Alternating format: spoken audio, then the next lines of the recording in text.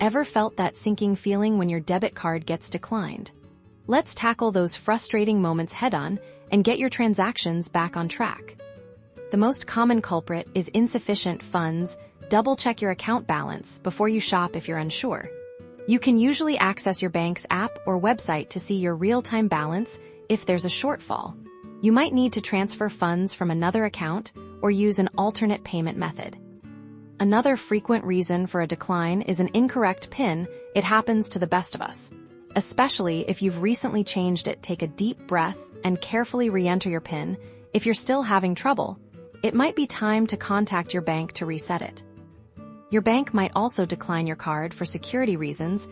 This can happen if you make a large purchase, buy in a new location, or if there's suspicious activity detected on your account. Usually, your bank will send you an alert via text or email to verify the transaction.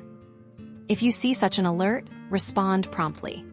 If you didn't make the purchase, follow the instructions to dispute it. If you did make it and your card is still declined, call your bank's customer service number. It's typically on the back of your debit card. They can explain the specific reason for the decline and help you resolve it.